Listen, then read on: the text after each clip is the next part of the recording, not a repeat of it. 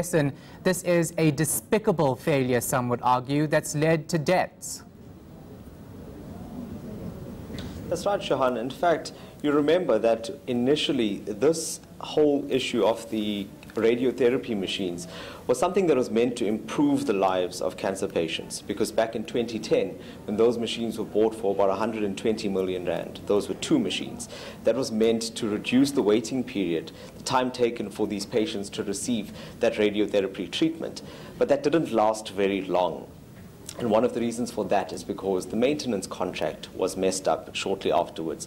There was a non-payment, and that's how the maintenance of these machines stopped.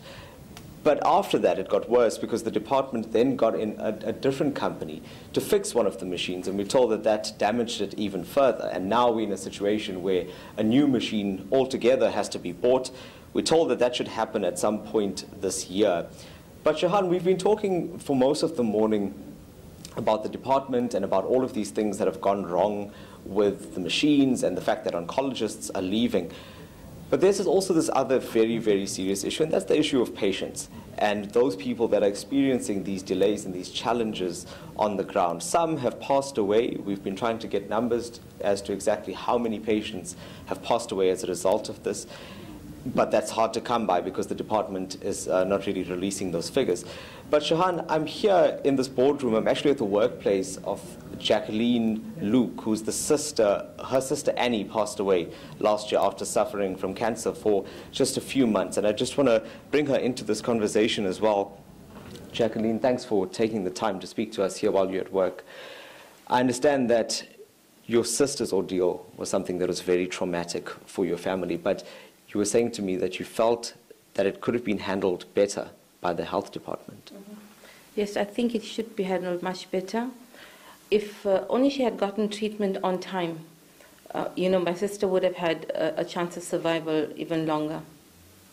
What were the challenges that she experienced? She said she was diagnosed the year before last, and she eventually passed away in April. During that time, and during that time that she needed treatment, what were the challenges that she faced? Whenever she went to, I think it was Addington Hospital, they'd said to her that the machines were broken. And then they were giving her another waiting date, was like 3 months. By the time she had to come back and go back again, something else was wrong. So in all the times that she was up and down, there was no treatment. She was just sent to and fro. What did that do to her, though? Because it's a very difficult diagnosis to deal with, firstly, and then have to deal with all of these other issues around it. How did it affect her as a person? She was weakening day by day. She was getting worse. And, and it was sad as family that every day we go to visit her in hospital to see her just like weakening and weakening. She was getting bad.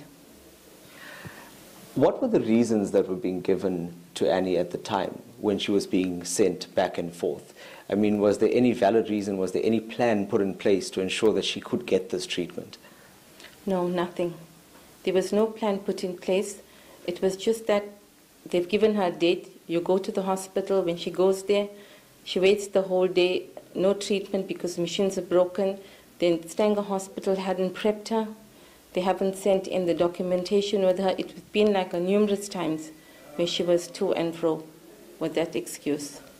But I understand that the family has still been trying to work with other advocacy groups and so on to ensure that this doesn't continue. How's that fight going? We're still trying. We're keeping up that fight, in the name of Annie for the fellow cancer patients. We are trying very hard. What do you think the problem is, Jacqueline? Why do you think that the KZN Health Department is in such a state of disarray, particularly when it comes to oncology? I don't think they have proper machinery to deal with this here. Or even if they do, it just lasts for a while and then it breaks.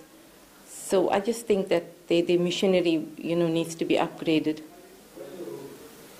Okay, thank you very much, Jacqueline.